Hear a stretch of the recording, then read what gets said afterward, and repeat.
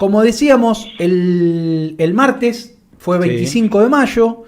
Es una fecha, ya te digo, para mí trae bastante problema porque me dicen, pero vos que sos nacionalista o que sos patriota, ¿no festejás el 25 de mayo? Y yo les digo que no, se me enojan, porque yo me pongo en turno, no quiero cantar el himno, no digo viva la patria, no uso la escarapela, o sea, vos sos un caso especial, digamos. Bueno, a mí me gusta llevarle la contra a los demás, eso sí, por eso soy hincha chacarita. Claro, Vos te pensás que eso es al azar, no. Es para llevarle la contra a los otros. Pero bueno, viste, es como una fecha donde tengo problemas con un montón, y entonces, bueno, digo, vamos a hablar un poquito, porque yo te leí a vos me dijiste, vamos a hablar de la semana de mayo, y entonces vamos a hablar un poco de la semana de mayo. Vos en un escrito del otro día dijiste, palabras más, palabras menos, que el espíritu de la revolución sí estaba inundado sobre lo hispanoamericano, lo criollo, lo católico y lo militar. Sí, totalmente. Eso sí. Pero que había así como una especie de halo, ¿no? en el aire, que era con una visión hacia lo que era París, ¿no? El iluminismo de París a través de lo que era el trono ya tomado por los Borbones, ¿no? Sí. Un poquito vamos por ahí. Y que en definitiva, en ese entuerto, ¿no? Por un lado lo criollo, lo hispánico, lo católico, lo militar, por el otro lado el iluminismo parisino, ¿y quién termina sacando rédito? Los ingleses. Totalmente. Siempre están metidos los ingleses. Bueno, ¿por qué no nos traes un poco, a ver, de qué va la cosa? ¿Qué fue la Revolución de Mayo? Bueno, a ver, yo no te puedo decir que no he compartido el mismo sentimiento tuyo de decir, che, el 25 no lo celebro. Bueno, a ver, convengamos en lo siguiente, ¿no? Hay confusión. Sí. Hay confusión. No solamente de la gente, gente que le gusta la historia, gente que lee historia, sino de estudiantes, cursantes avanzados, mismo docentes, ¿viste?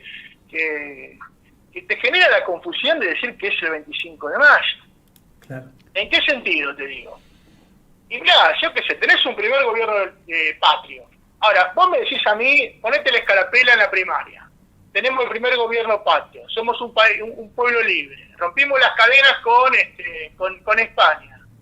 Y después te preguntas, ¿y entonces el 9 de julio qué es? Digamos, convengamos, ¿no? Que nuestro pasado y nuestra realidad es compleja. Yo no sé si hay, quizás alguno de tus oyentes nos puede ilustrar, no sé si existen otros países en el mundo que celebren, ¿no? Dos fechas con una connotación similar, ¿no? Digamos, claro. Porque, insisto con esto, la revolución no deja de ser el primer gobierno patrio. Y decir primer gobierno patrio quiere decir ser un poco libres, o ser libres de todo, ¿no? Ahora, el tema es que ocurre en 6 años después, ¿no? Claro. Entonces, digamos, convengamos de que partimos de una confusión gigantesca. Sí. Ahora, lo que vos me estás diciendo que escribí, que es así, digamos, sí, totalmente, ¿no? Hay 3 componentes, digamos. Me parece que abordar desde un solo aspecto la Revolución de Mayo es un reduccionismo, ¿no? Es ver una parte del todo. Y vos nombraste a los Borbones, ¿no? Los Borbones, Versalles, ¿no? Francia, ¿no? Y a ver, podemos partir, si me permitís, ¿no? Para contextualizarlo, desde, ¿no? La muerte del último de los Austrias allá en 1700, ¿no? Carlos II muere sin descendencia, producto de X motivo, obviamente. Y bueno, inmediatamente después, ¿no? La guerra de sucesión del trono en España, ¿no? En todo el reino, ¿no? Claro. Los Austrias y los Borbones, ¿no? Que querían el trono, ¿no? El pueblo dividido. Y obviamente las distintas potencias, ¿no? Que veían en eso el motivo para poder comenzar con la desintegración de lo que prontamente sería la decadencia española, ¿no? Claro. Entonces tenés ahí en 1703, ¿no? Un tratado que firma, el Tratado de Maturin, ¿no? Donde ingleses, portugueses y el Sacro Imperio se juntan, ¿no? contra España, ¿no? Claro. contra los Borbones, ¿no? Contra España. ¿Para qué? Bueno, para la guerra, para esta guerra de sucesión que va a terminar con la paz de Utrecht, ¿no? Con el Tratado de Utrecht en 1713, ¿no? Y España empezando a pagar con pedazos de tierra. Pensá que ahí ya empieza a desmembrarse, pierde los mares, deja Gibraltar ahí, ¿no? Tenían siempre los ingleses, ¿no? Con esa mirada estratégica, buscando el punto con incidencia amplia que las grandes extensiones de tierra, ¿no? Con eso le sacaron el control de los mares a España, ¿no? Y a partir de ahí comienza una decadencia española, ¿no? Se profundiza esa decadencia española. También hay un documento interesante que en ese entonces andaba por el Foreign Office, ¿no? Es una propuesta para humillar a España, ¿no? Claro. Eso lo trata muy bien don Julio González, sí. Donde ya en ese entonces, estamos hablando de 1711, bueno, los ingleses proyectaban en el corto tiempo, ¿no? balcanizar América, ¿no? Separar el virreinato del Perú, desmembrarlo todo, claro. ¿no?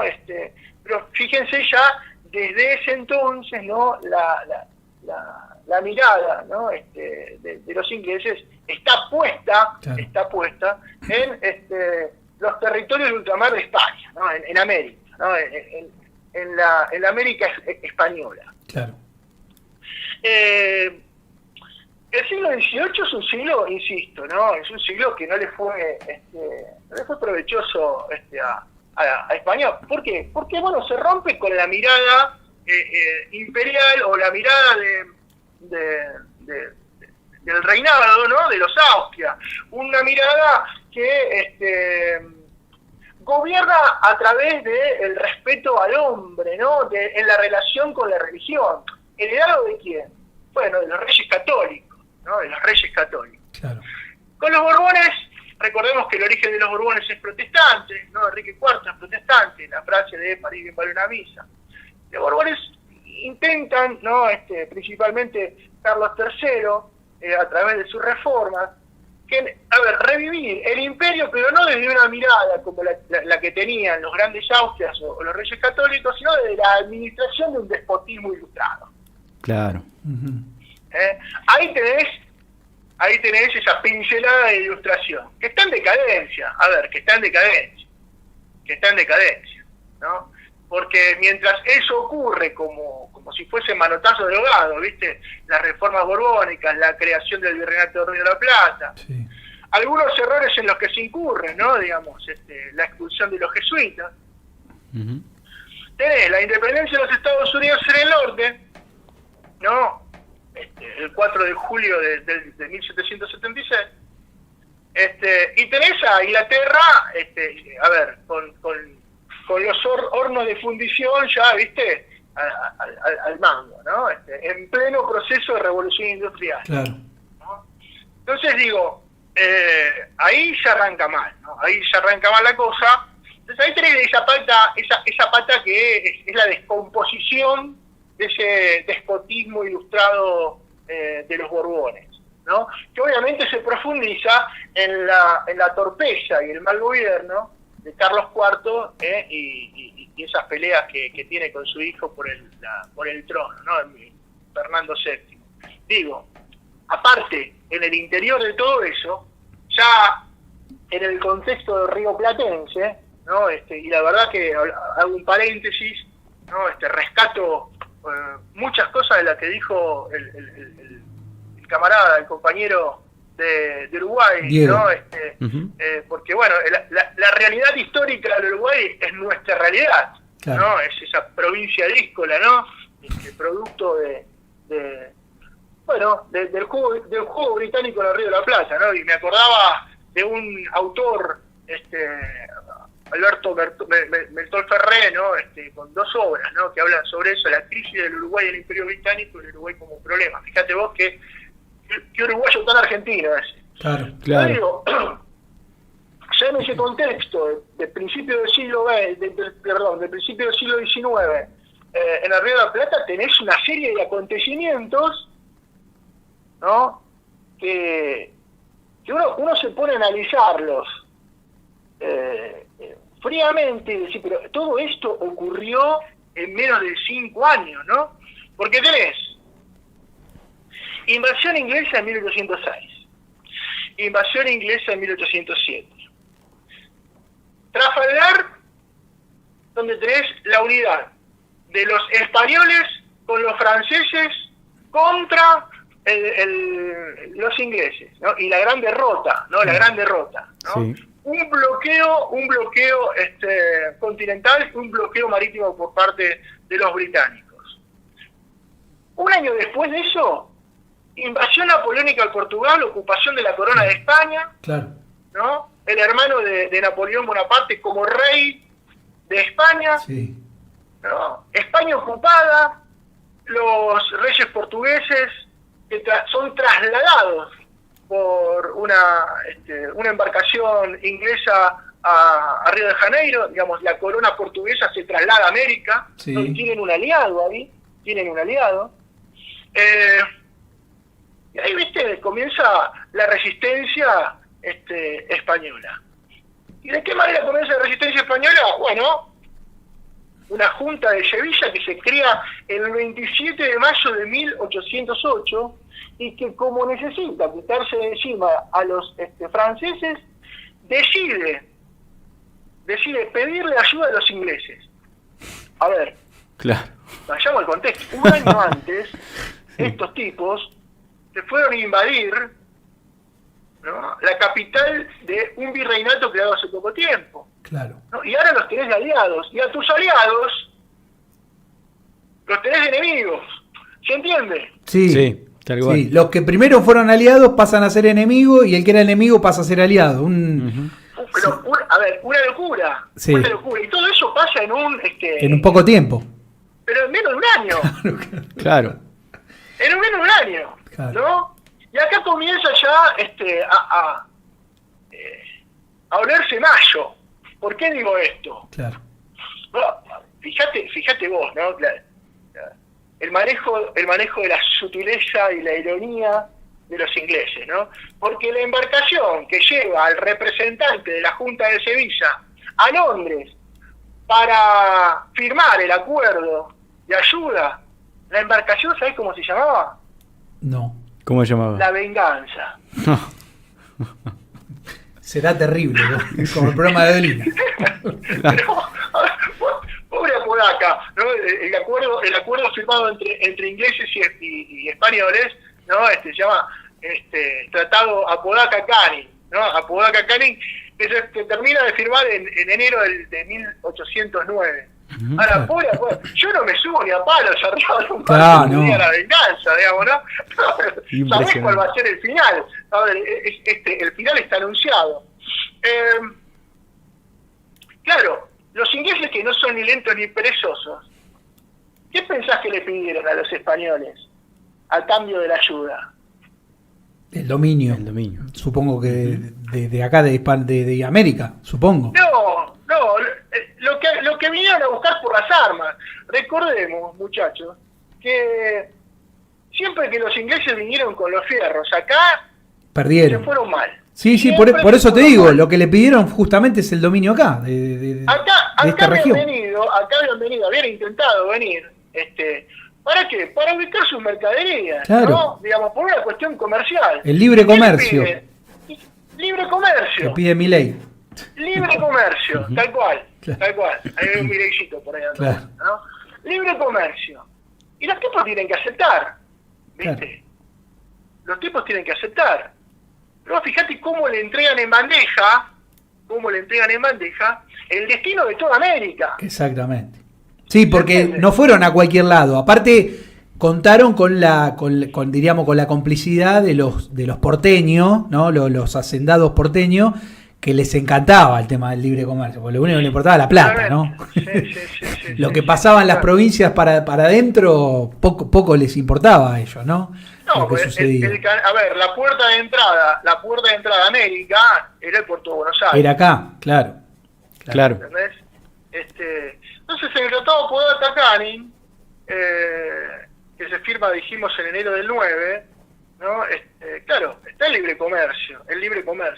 En ese entonces, en el Río de la Plata, lo teníamos como virrey, ¿no? A Liniers, don Santiago de Liniers, el héroe de las invasiones inglesas, el héroe de la resistencia y la reconquista, ¿no? Sí, señor. Y como era francés, bueno, generaba cierto malestar en algunos españoles por este conflicto que la España tenía con Francia. Uh-huh. En su lugar, es designado por la Junta de Sevilla Cisneros. Cisneros que hay un dato interesante de Cisneros. Él había sido capitán de fragata en Trafalgar y había quedado detenido, estuvo preso 4 años en Inglaterra, ¿no? Lo sueltan y lo traen como virrey acá. Liniers se va para Córdoba, donde tiempo después encontrará su final. Y obviamente, cuando llega Cisneros acá, ¿qué tiene que llevar adelante? Se encuentra con 250.000 embarcaciones británicas esperando de que liberen el comercio para poder ubicar mercaderías, comprar manufacturas y llevar mercaderías, ¿no? Traer mercaderías para acá. Es así que en noviembre de 1809, ¿no? El 9 de noviembre de 1809, Cisneros firma un edicto de libre comercio con una duración de 6 meses, ¿no? Comenzaba el 9 de noviembre y finalizaba el 18 de mayo de 1810. Claro. En ese entonces, Inglaterra iba a poder comercializar libremente con todas las colonias españolas. Claro. Se oponen ahí los cónsules, ¿no? del comercio del virreinato. Eran dos personajes importantes, ¿no? El cónsul Yáñez y Agüero, que firman obviamente el pedido de Cisneros, pero que le avisan, ¿no? Le dice, mire, lo que vale 10 y vamos a pagar 6 en valor británico, dentro de poco no lo vamos a pagar porque no vamos a tener ni un solo peso para comprar, claro, ¿no? Porque esto va a destruir todo nuestro comercio. Claro. Y no se equivocaron los muchachos. No se equivocaron. Porque el 18 de mayo de 1810, día en que se inicia la Semana de Mayo, aparecen 3 embarcaciones británicas que tenían, entre muchas comillas, tenían como objetivo trasladar a todos los comisionistas británicos que estaban en el puerto. Pero no vinieron a eso, se quedaron, claro, a custodiar de qué pasaba y a quedarse. Esas embarcaciones fueron la Mitlock, la Mutin y la Pitt, que fueron esas mismas embarcaciones que saludan con fuego de salva el 25 de mayo al primer gobierno patrio. Claro, yo lo leí en tu escrito, vos ponés eso, ahí sí, que lo compartimos, y me llamó la atención porque yo desconocía. O sea que fíjate cómo celebraron los ingleses el primer gobierno patrio argentino, no sé qué. Claro. Por eso es raro, porque te dicen, ahí nace la patria. ¿Qué patria si no teníamos? Ahí no éramos nada todavía, ¿me entendés? Seguíamos siendo, diríamos, el puerto o la capital, exacto, de lo que era las Provincias Unidas del Sur o del Río de la Plata, ¿no? Entonces digo, fíjate cómo han inventado una historia que es muy confusa. Al menos, fíjate vos la cantidad de cosas que estás contando en este tiempo de charla. Claro, uno se pregunta, ¿y por qué pasó esto del libre comercio aparte? ¿Por qué lo aceptamos nosotros? Bueno, porque la realidad es que es una imposición británica a la ayuda de la corona, pero por otro lado el Río de la Plata estaba quebrado. Claro. Estaba quebrado. ¿Por qué? Porque el Tesoro Real había sido saqueado por Belfort en la primera invasión inglesa. Claro. Digamos, acá no había un peso. ¿Se entiende? Claro, sí. Nos afanaron directamente. O sea, no nos ganaron, pero se chorearon la guita y nos dejaron en bancarrota, digamos, de pirata. a merced, totalmente, del usurero, ¿no? Manga de pirata. Ahora, Juan Bautista y Souto, digamos, si nos quedamos con esta mirada sola de lo que fue la Revolución de Mayo, es parcial. Claro. ¿Y por qué? Bueno, porque también hubieron movimientos hispanoamericanistas, ¿no? Y aparte de todo, católicos, ¿no? Como en todas las revoluciones o los intentos de revoluciones que se dieron desde mitad del siglo XVIII hasta la misma Revolución de Mayo en toda América Hispana, ¿no? Desde la revuelta de Tupac Amaru, ¿no? Llamada la rebelión de los curas, ¿no? Donde la Iglesia tuvo mucho que ver, hasta en los mismos miembros de la primera junta, en la formación académica de los intelectuales que conformaron la primera junta, ¿no? La presencia de la Iglesia está, ¿no? Entendamos que en ese entonces, hasta la expulsión de los jesuitas, administraban la Universidad de Córdoba, la Universidad de Chuquisaca, y después los franciscanos, ¿no? Sí. Pero personajes como Suárez, digamos, tipos que han formado intelectualmente a muchos de los que estuvieron en la primera junta, ¿no? Claro. Así que ahí tenés una mirada, ¿no? Hispana y cristiana, por sobre todo. Y otra cosa, otro dato también que se desconoce, sobre la Revolución de Mayo, es el Tratado de Obligaciones del Hombre, ¿no? El Tratado de Obligaciones del Hombre. Nosotros en la escuela cuando hablamos de Mariano Moreno, ¿no? Decimos, bueno, es el tipo que lo tradujo al contrato social de Rousseau, ¿no? Y que, bueno, a la hora de hacer las críticas a la Iglesia, eso lo omite, ¿no? Lo omite. Pero inmediatamente después, ¿no? De los hechos de mayo, la primera junta escribe un tratado de obligaciones del hombre. Fíjense cómo se diferencia de los derechos del hombre y del ciudadano de la Revolución Francesa.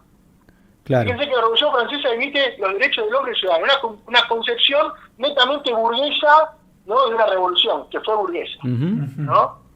Acá no hay derechos, acá hay obligaciones y después hay derechos. Excelente. ¿No? Y fíjate vos... O sea que no tiene nada que ver con aquellos que comparan la Revolución Francesa con lo que pasó acá, nada que ver. Pero no, a ver, ¿influencias hubieron? Y sí, por supuesto que hubieron influencias, digamos, por supuesto que sí. Ahora, decir que la Revolución de Mayo es producto de la Revolución Francesa es un error. Es un error, claro. Ahí está. ¿Qué es lo que en el colegio hubieron métodos jacobinos? Y sí, claro. Mirá, fíjate Castelli, ¿no? Fíjate Moreno. Digamos, por esos métodos jacobinos perdimos el Paraguay y perdimos el Alto Perú. Claro. ¿No? Por supuesto, ¿no? Y a ver, casi se lleva al fracaso rotundo la revolución con el fusilamiento de Liniers. ¿No? Digamos, un error garrafal. Un delirio total. Claro. Un delirio total, ¿no? Pero sí, por supuesto que ahora decir que fue producto de la Revolución Francesa es un error. Pero fíjate vos, aparte de todo, digamos, la Revolución Francesa ha combatido por sobre todas las cosas, no la realeza, sino la Iglesia, sino la religión. Claro. Sino la religión católica. Sí. ¿No? Sino la religión católica. Y acá, en la Revolución de Mayo, la religión católica está presente. Claro. ¿No? Porque, bueno, en este tratado de obligaciones del hombre, las obligaciones se dividen en tres. ¿No? Dice, obligaciones con Dios, obligaciones con uno mismo y obligaciones con los demás. Esto estuvo así y se enseñaba en las escuelas desde 1810 hasta 1884, que fue el año en que se hace la ley 1420, ¿no? Claro, de educación primaria. Se quita y se suplanta en la currícula escolar este tratado de obligaciones del hombre por bueno, la ley, perdón, los tratados de los derechos del hombre y del ciudadano, que es, insisto, netamente de una concepción burguesa, ¿no? Donde no hay obligaciones y solo hay derechos. O sea, solo hay derechos, ¿no? con la ley 1420, en ese aspecto, importamos la Declaración de los Derechos del Hombre de la Revolución Francesa, ¿no? En nuestra educación. Sí. A ver, comienza a instalarse eso, ¿no? Digamos, claro. A ver, uno. Yo en particular, con respecto a esa ley, soy bastante crítico. Yo creo que parte de la decadencia de la educación tiene que ver con ese laicismo. Aunque después me va a correr alguno y me dice, bueno, pero no era completamente laico, porque la religión no era que estaba prohibida después del horario de cursada, uno podía tener religión, etcétera, etcétera, pero bueno, a los hechos vamos que después de eso, ¿no? Sí. Se tardaron casi 50 años en que se restituyese la religión, ¿no? en las escuelas. Claro. Y también, insisto, con esto es una apreciación personal, digamos, fue un logro primero de la provincia de Buenos Aires de Fresco, que lo instala, después a nivel nacional Perón, ¿no? En realidad la revolución del 43, y después Perón la quita, ¿no? Cuando se pelea con la iglesia, y para mí fue un grave error. Hoy sería fundamental, ¿no? Que en las escuelas se enseñe, ¿no? Religión. Y más con la decadencia del alma que hay, moral, ¿no? El gran problema de Argentina actual es espiritual. Exacto, sí, señor. Es espiritual. Bueno, pero ahí fíjate vos que lo que estás diciendo es importantísimo, ¿no? Porque justamente se sepa, si bien antes la obligación era primero con Dios, después con uno mismo y después con los demás, ahí cambia y a Dios se lo saca directamente y se pone no obligación sobre uno, sino que uno tenía derecho a todo, porque es bien del digamos, del sistema liberal, ¿no? El poner al hombre por delante de la manera materialista, ¿no? El hombre por delante sobre los sistemas, ¿no? Al contrario. Totalmente, Souto. Mirá, voy a hacer aparte de todo, porque es mi amigo, mi maestro, pero vos dentro de poco vas a tener a un hermano mío que es Alex, hablando sobre la constitución del 49, ¿no? Y ahí está el espíritu de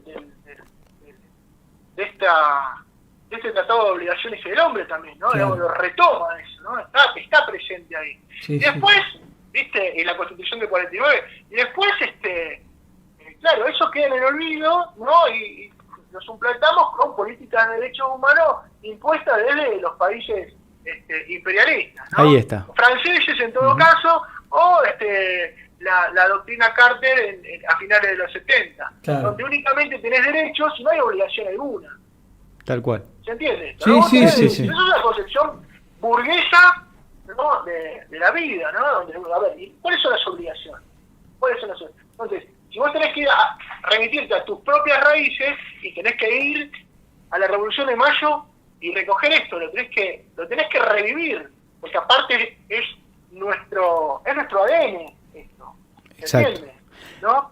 Mirá, estoy viendo acá puedo no sé si me permitís, hay Dime. Un hombre que, a ver, Oscar creo que es. Oscar Domínguez. Sí, habla sobre Castelli, ¿no? ¿Qué dice Castelli? Sobre Castelli y Moreno, que eran los encargados de negocios con los ingleses. Fusilaron al héroe de la resistencia, por lo que hablábamos recién de Liniers, ¿no? El error garrafal. Claro. Error. En realidad no fue un error. Cumplieron con el cometido, ¿no? A ver, vamos ahí viniendo un poco más para acá. ¿Por qué vos crees que Felipe Piña, ¿no? Este pseudo historiador enaltecido por la progresía y por el kirchnerismo, lo pone a Moreno, incluso la jefa, ¿no? La jefa, claro, de los kirchneristas, ¿no? Habla de Moreno siempre loas, cuando Moreno es el traidor más grande que tuvo justamente la revolución, ¿no? Porque fue el que le abrió la puertita a los ingleses. Está buena la pregunta que decís, para venir un poquito para acá. Ahí tenés una construcción de la historia mitrista. La izquierda se nutre del mitrismo para hacer historia argentina. Porque viste que lo decíamos en la otra, ¿no? Tenés la historia oficial y después tenés la reescrita. Y este hijo de puta de Piña es uno de los que viene con el reescribir la historia. Sí, yo a Piña No, la verdad que no sé, no soy de leerlo, no lo leo, pero le puedo reconocer que es un gran divulgador, ¿no? Es un gran divulgador porque, a ver, hace historia para el verdulero, para el almacenero, para el ama de casa. Está bueno eso está bueno, como gran divulgador, ¿no? Quizás eso lo haya heredado de su maestro Félix Luna, pero a ver, ¿por qué lo de Moreno? Bueno, hay mucha gente, digamos. Norberto Galasso lo tiene a Moreno también como el gran hombre de la Revolución de Mayo, ¿no? Y Galasso es de izquierda, ¿no? No, Galasso es un hombre maestro, ¿no? Es un maestro de historia, un tipo que... Pero es un tipo más cercano a la izquierda, sí, de la izquierda nacional, sí, claro. Bueno, y después tenés a Moraz, al liberal, sí, que es también fanático de Mariano Moreno. Mirá, sí, ahí te das cuenta cómo la izquierda y la derecha son lo mismo, ¿no? La misma concepción. Yo invito a que, a ver, el que mejor escribió los hechos de Mayo, ¿no? Que ni siquiera le dan la categoría de espía, de patria, eso es Martínez Zubiría, ¿no? Año 10, sí. ¿no? Año 10. El año 10 directamente dice, mirá, Moreno se sacó en una rifa el cargo de secretario, ni estaba enterado de eso, un hombre que mientras se estaban produciendo las invasiones inglesas, el tipo estaba... escondido, ¿no? Escondido, y aparte de todo, cuidando sus negocios con los hacendados británicos. Ajá. Digo, a ver, le baja el precio categóricamente, y me parece que sí. A ver, la biografía que nosotros, o la vida que nosotros conocemos de Moreno, es una obra de su hermano Manuel Moreno, Vida y Memoria del doctor Manuel Moreno, donde, viste, es una especie, viste, de tipo que lo va creando él, ¿no? Él lo va creando, lo va haciendo, pero digamos, una intriga, ¿no? Del tipo, un ignoto, a ver, un ignoto en ese sentido, ¿no? Pero que es un héroe entre comillas, que necesita el mitrismo para poder hacer la línea Mayo Caseros, ¿no? Porque vamos a tener a Moreno con el libre comercio, Rivadavia, ¿no? Y después Caseros. Claro. ¿No? Y eso es lo que valora, ¿no? Pero es una construcción. Yo voy por ese lado también, ¿no? Yo creo que Moreno es una gran construcción. Yo no le doy la categoría de vendepatria, nada de eso. Ahora después, si me permitís leer una cosa, creo que el gran hombre, ¿no? Y el que sintetiza la democracia de la primera junta, sí, es Cornelio Saavedra, ¿no? Claro. Cornelio Saavedra es un militar elegido por sus pares, ¿no? Así que me parece que el gran hombre de la, aparte de todo, que representa el interior profundo del virreinato. Claro. Bueno, ¿no? Viste que Juan Manuel de Rosas en una proclama dice, ¿no? Que había que, en 1834 creo que fue, había que poner el 25 de mayo como un hecho donde se reafirma nuestro vínculo con España, básicamente. Pero, no fue una separación de España, al contrario. Era rubricar esa diríamos, alianza, porque en realidad, bien lo decía acá Domínguez, nosotros no éramos colonia, sino que éramos una provincia de España, ¿no? Sí, sí. Pero bueno, lamentablemente, como bien dijiste vos, empiezan a meterse las infiltraciones, los quinta columnistas, y esto termina siendo lo que tenía que ser una diríamos... También hay otra cosa, otro dato era que España tenía bastantes problemas y había desatendido un poco también la región, ¿no? Y bueno, es como que todo esto termina en esta fecha que para mí no tiene nada de exalto. Yo no la exalto en absoluto, pero bueno, qué sé yo, son cuestiones personales.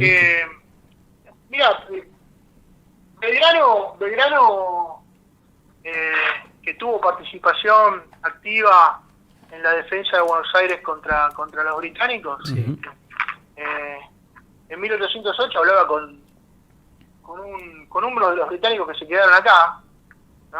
Y decía, bueno, posiblemente la emancipación de América se dé en 100 años.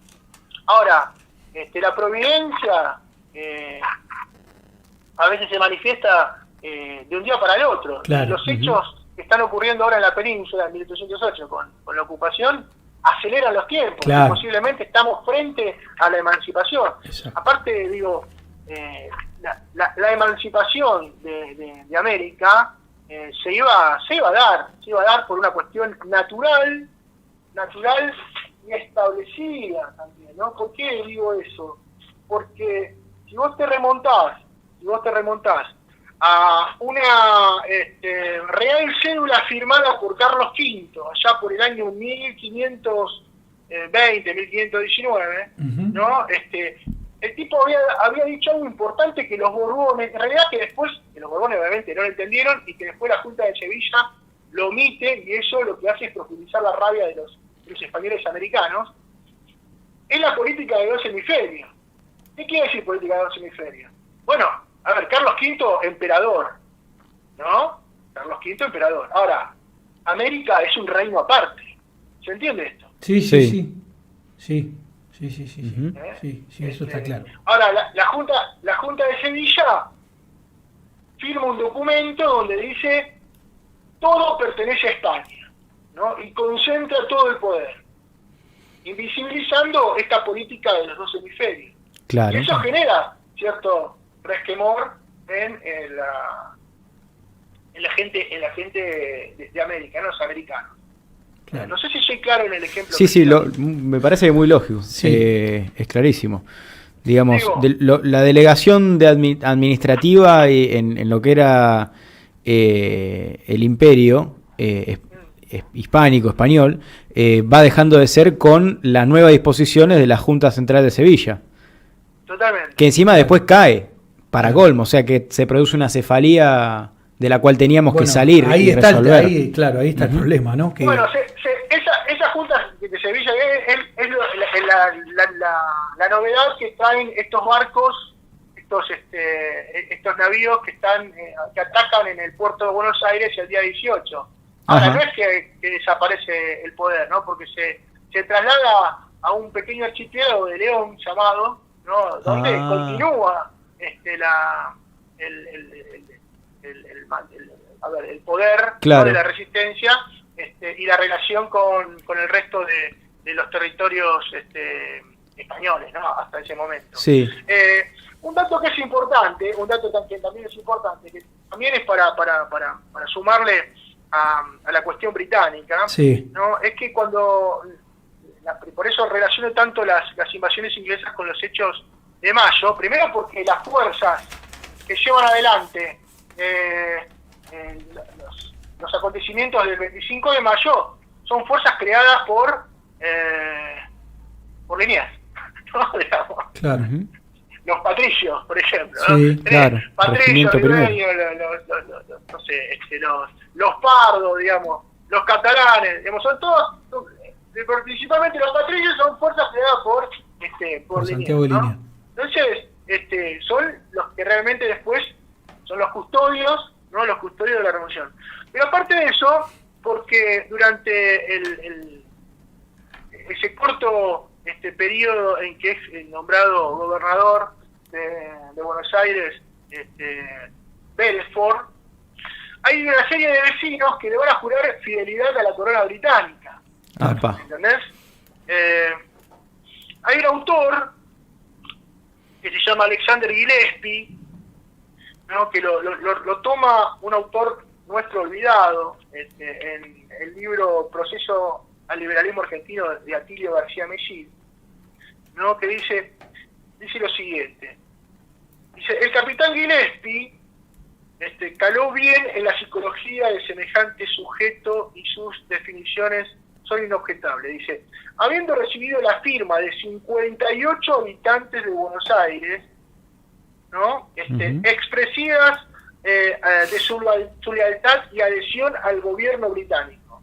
58 vecinos de la ciudad de Buenos Aires, en ese 1806, durante el breve mandato de Sir William Belfort, hasta ese entonces no era Sir, juraron fidelidad ad eternum a la corona británica. Ahí estaban los Larreta, ¿no? Ahí estaban totalmente, sí, Renato, Larreta. Pero qué increíble. Sí, en otro programa. Sí, ahí está. Cuando Gillespie, ¿viste? Se queda acá porque él queda como prisionero, y ve los acontecimientos de mayo, dice, ve con buenos ojos el nombre de 3 integrantes de la Junta que figuran en esa lista de 58.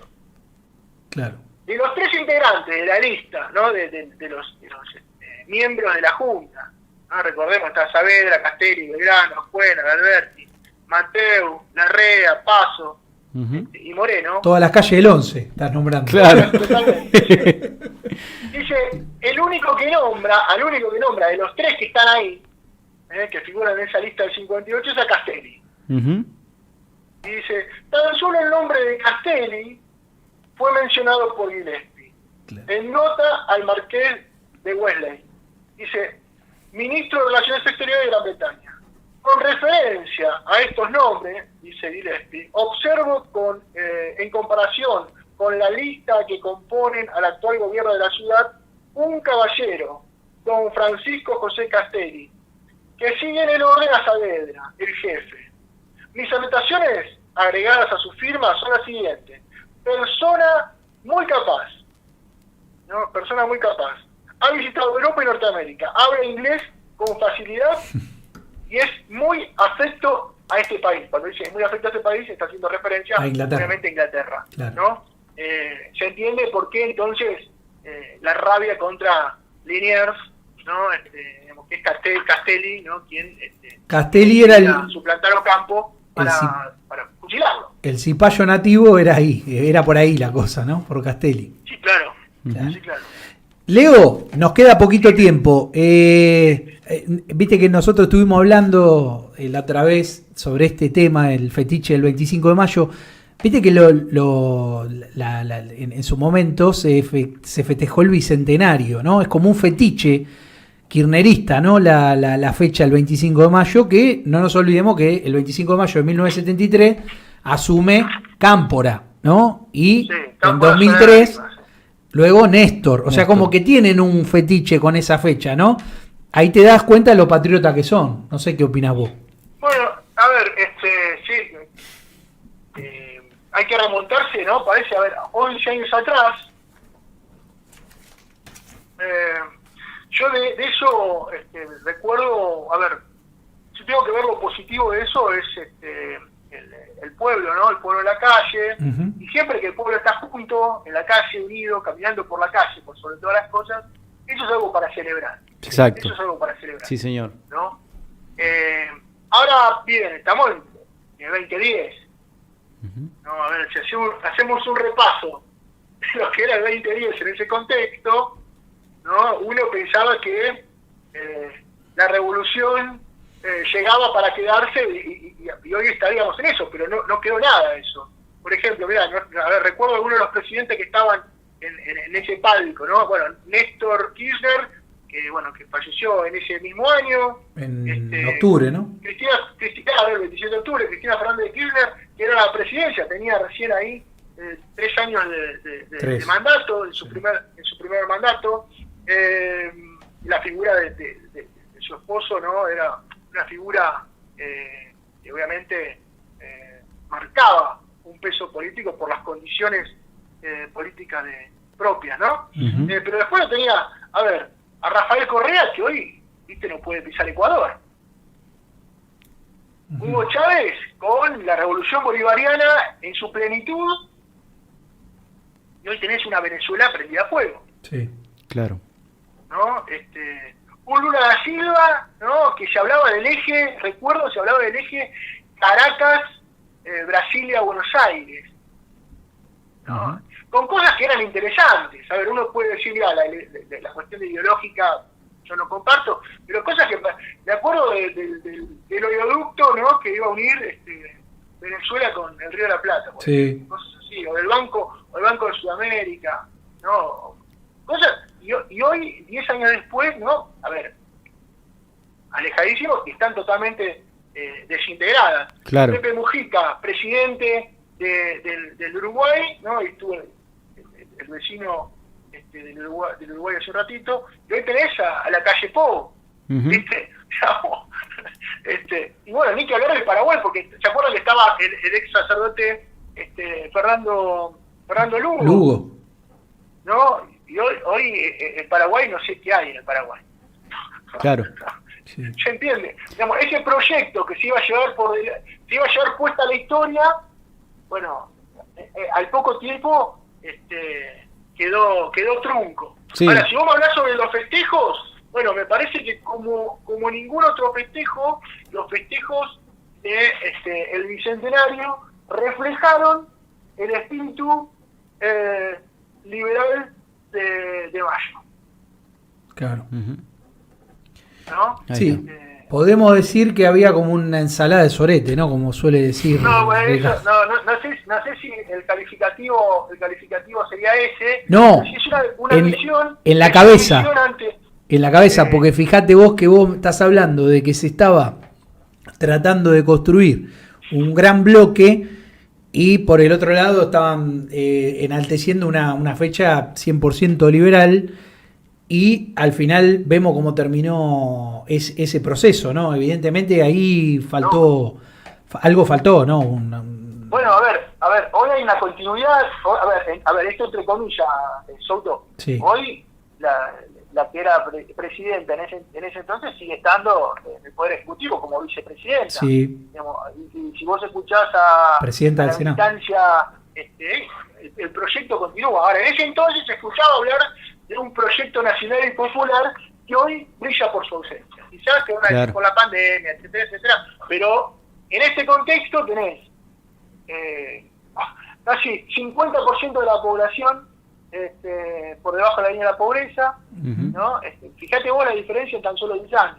Desocupación por las nubes, el peor salario mínimo de la región, en ese entonces tenías el más alto, ¿no? Sí. Y tenés el mismo signo político en el gobierno. Exacto. ¿Se entiende esto, no? Sí.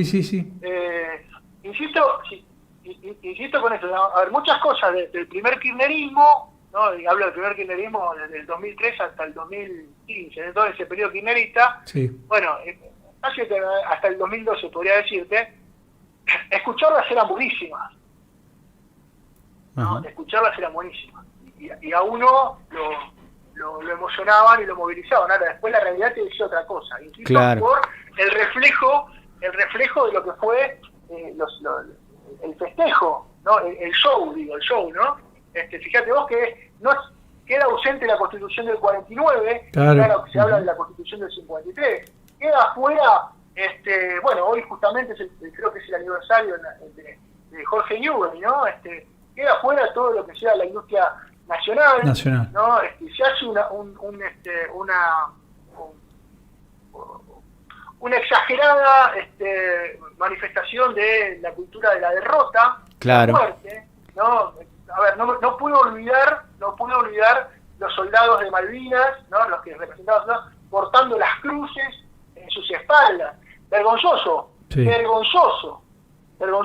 Ahora, fíjate vos que el pueblo decía otra cosa. Mientras eso ocurría, el pueblo gritaba, ¿qué cosa? El que nos salta su inglés.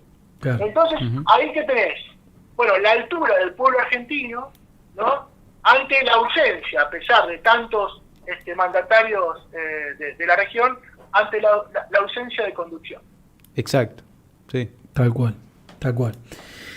Bueno, es un tema, la verdad que largo, ya ese lo tocaremos en otro momento, quizás.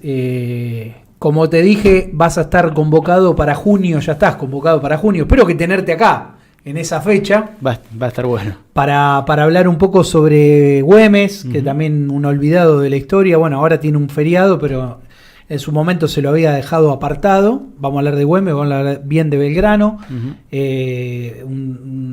Así que bueno, te agradezco muchísimo, Leo. Muchas gracias, Leo. Estamos ahí con el tiempo. El agradecido soy yo, si me dejás.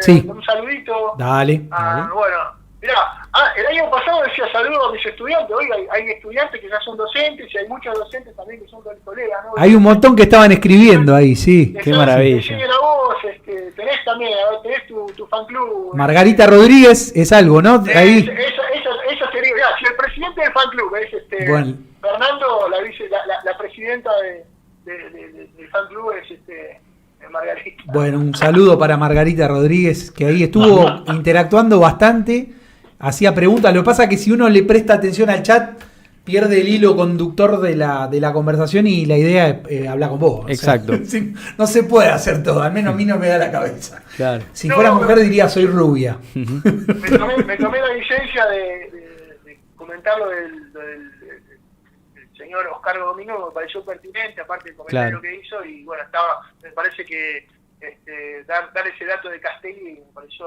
apropiado. Está bien. Leito, te agradezco muchísimo por siempre estar dispuesto y te esperamos en junio. Dale. Dale. Bueno. Muchas gracias, muchachos. Gracias a vos, Leo. Abrazo.